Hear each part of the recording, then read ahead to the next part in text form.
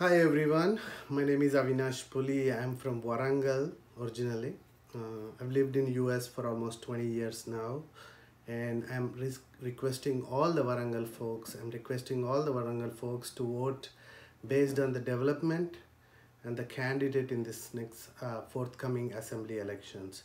And please guys, this is very important for Warangal. You have to base your choice based on what they have done for Warangal, okay? So for the next 20 minutes or so, I want to speak most of the points that are related to Warangal, but I just want you to listen to this 20 minutes because this is important for our future, our kids' future, and on whole for the Warangal itself. So please, parliament elections are coming in future. Don't base these elections to decide the national issues. Use this election opportunity only to work on your state assembly issues. What are the needs for Warangal and not what is need for the country or anything. Vote in parliament elections for whichever party, but for this election in the assembly for Warangal, base it on this assembly election. Okay, I have a few points. When parties come to you, ask them, as parties, what does it take? What does it take a party or a politician for Warangal bus station and the railway station to be upscale bus stations like a Hyderabad bus station or Hyderabad railway station? I'm assuming they are also probably in a bad shape, but they're probably much better than how the Warangal bus station and Warangal railway station is. 20 years ago, when I left from Warangal, they were in bad shape. Today, 20 years later, they are still in the bad shape.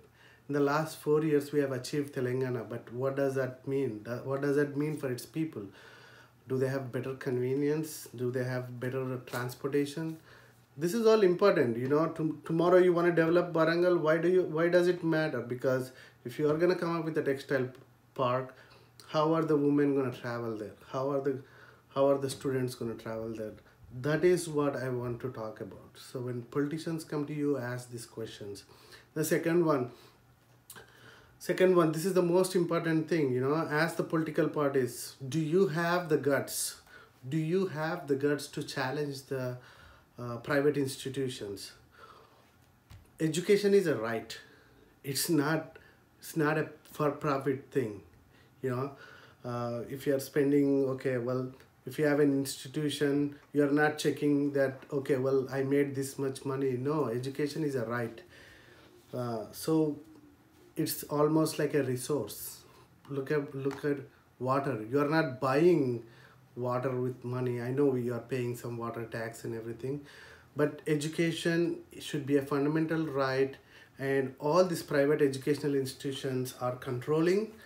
It's almost like a what do you call, a mafia collecting money. A lot of the parents are suffering through to get them to this private institutions, and the only reason why they're doing is because they don't have good public school education, public school system. They're even taking out the public schools right now and converting they're converting them into, they are taking enough public. Recently my uncle told me that if they don't have enough kids, they're even taking the teachers out and the colleges out. So instead of going in a direction where we need to encourage, look at America, we need to encourage the public education, we need to encourage the public schools. Instead of that, instead of making it a universal right for every kid to get the same level of education, what we are doing is we are making the kids with money, kids who can afford to go to better institutions, whereas kids who cannot afford to go to not even get any education.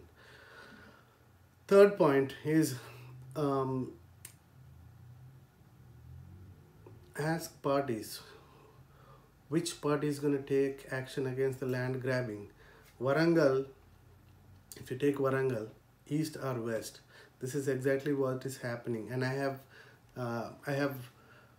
my friends commenting on my post where they say, my land has been occupied by a politician. You know, I can't do much about it. So what has politics become, right? Like, is it helping people or is it taking things from people? You know, I think you all have to question yourself. Like, whom do you want to vote? There is an option called Nota.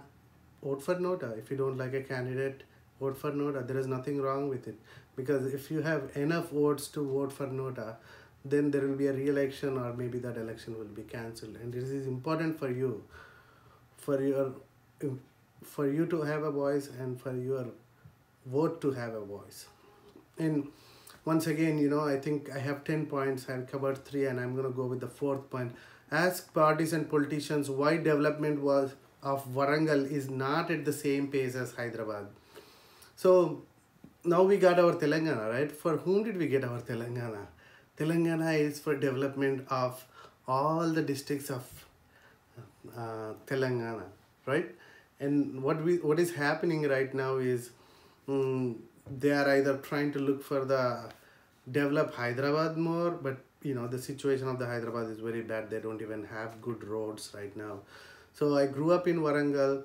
The roads have actually gotten worse. The roads were originally laid by Nizam, and they are still the same roads that survived all these 20 years. Not a new road, not a single new road is able to withstand anything. And I ask you guys, you have the power to make a change by voting to the person or the party that you believe in, and it's very important, and your vote matters a lot. As people and politicians, the name of at least 5 martyrs, the people who gave up their lives for Telangana movement. There are many from Warangal. Okay, there are many people from Warangal and many people in overall Telangana. Ask your current politician or anybody who comes for your vote, hey, could you give me 5 names of people who died for Telangana from Warangal? Ask them this question and see if they can really answer this. They are not going to have an answer because they don't give a shit about them. And once again, same thing, 1969 leaders, okay? There are hundreds of people who died for the 1969 Telangana movement. Not a single person got justice, not a single family got justice. Just, I'm in US right now. I'm a son of a 1965 student leader, and it's very hard to say that I'm only in this place because my dad is not one among those people who died in 1969 Telangana. He was a student leader. There was a 50-50 chance he survived, and a lot of other people died. So what does this mean? My whole family would not have, I wouldn't have been here. My whole family would have been in shambles. There would not have been my family at all if my dad died in the 1969 Telangana agitation. And it's very personal for me. It's very personal for me because 300, 400, 500 families, their kids could have gone to US, their kids could have gone to Dubai, their kids, their family, their grandkids, everything was taken away from them. And you know, it's sad to say this, but the people who lost all of this, they have never got justice. They have not even got justice even this day. If government or if any parties or any politicians say that they have given justice to the 1969 agitation leaders or the marchers who died in the recent Telangana movement, please bring it to me, because I would really like ask these politicians for their autograph, you know, and I will root for them all my life if they have done any justice for the 1969 Telangana marchers or recent Amaravirulaki. And coming back, ask the parties, what are they doing for the uneducated people, okay? Forget about educated people. They are not getting jobs. The government or the parties are keeping their discussions to a lot of issues which doesn't even involve youth anymore. So they are giving money for the old people. I'm not saying that they cannot give money for the old people, but what are you giving for people who are going to have families in the future? What are you giving the youth? Are you giving any kind of a benefit to these kids? Are you are you providing employment that's going to feed their families? And in this 4 years, I don't think we have achieved anything. But let's say in the next 15 years, I'm not saying in this 4 years we were going to have see a different Telangana. But what I am saying is, let's say we want to give 20 years, right? One generation worth of time. Are we going to see any change? I think that is very important. These politicians need to know that it's not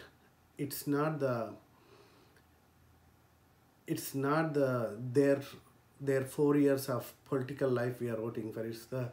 We are voting for our change in our lives. What we want, what we dreamed of for Telangana should be accomplished in this next 15 years. But do we see that? I have hope if people choose the right politicians and they put right people in power. But again, I want to ask you guys to think about this. So a lot of people, politicians, they don't even know what a poverty line is. What is the poverty line? How much does it take a family of 4 to live in Warangal, in India? Ask them this question. Wait for an answer. Write it down. Ask each politician, and ask them, like, do you think we can have enough jobs? Do you think we can have enough opportunities? Are they going to give you enough opportunities? Ask the politicians what it takes a family of 4 to survive in this time in India, in Warangal. Okay, so you need to ask this question. Ask them how many people are below poverty line. This is a question very important to ask. So every year when I go to India, I see many of the Muslim kids working as mechanics in hard labor jobs. They're not even 5 or 10 years old. I stop at a place to get my car fixed or my vehicle fixed, or like I'm just drinking tea in a cafe. I watch these kids. They're working for pennies. I give them probably 100, 200, 300, 500 rupees. Even there was a time when I gave 2,000 rupees. But I'm also thinking, this is not going to change their life. This is not going to change their life for good, forever, for future. This is only temporary. So I know a lot of these old women are getting pensions. My grandmother's sister is getting a pension. My grandmother's sister is getting a pension, and she's happy with it. But that's good and all. But where are the youth gonna go? Where are they gonna go? It's a one-time, short-term thing. What is their permanent livelihood situation? How are you gonna help them to build their lives? To build their families. And this is very important, guys. So ask the government why the minority families are suffering, why the kids are working as a mechanics, as working at the tea stalls. They are our people. Why are they suffering?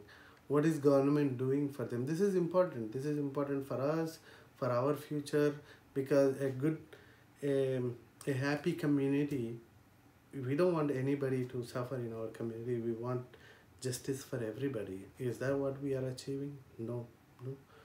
Can we do better? Yes, we can do better, and we should try to be better.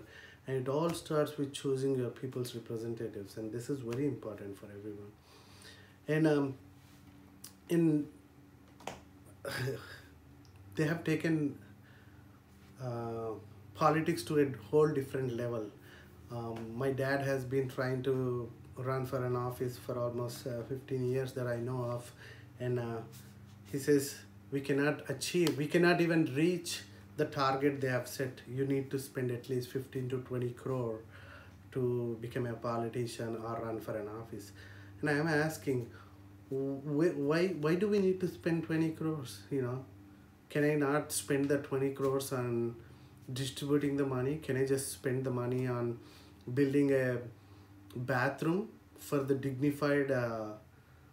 dignity of us, from Warangal to Kazipet. There is not a single bathroom for women, kids, or anybody to go to the bathroom from Warangal to Kazipet. Why can't we have in every half kilometer, why cannot we have a bathroom for families? Why cannot we have the bathrooms for the families? We need that, guys. We need to think about this.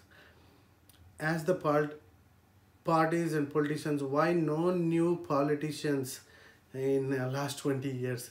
20 years ago, I did a flag hoisting in my hometown in Bank Colony.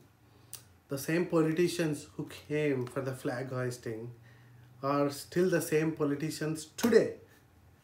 20 years ago, the people who came to do flag hoisting for the Independence Day are the same politicians in office today. And why is that we are not having the next generation of politicians? Is it because there are no smart people anymore, or is it because there are no new faces, or are they not getting the opportunities?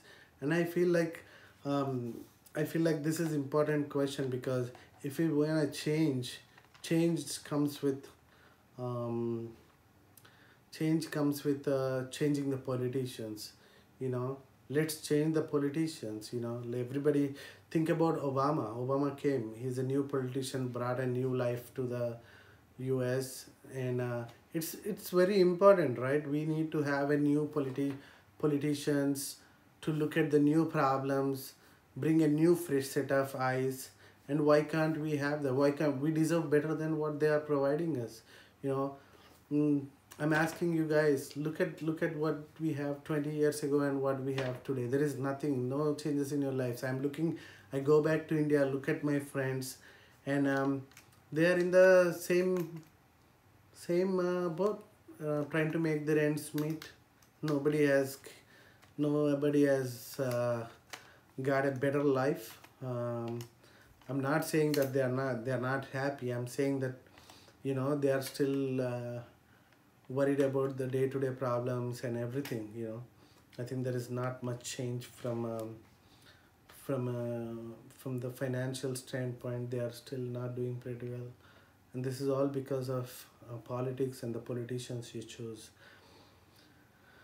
And I could add a lot more points, guys, but if you feel that your candidates are not worth it, please vote for Nota. And this is important for you, your families, your kids, and everyone. Thank you.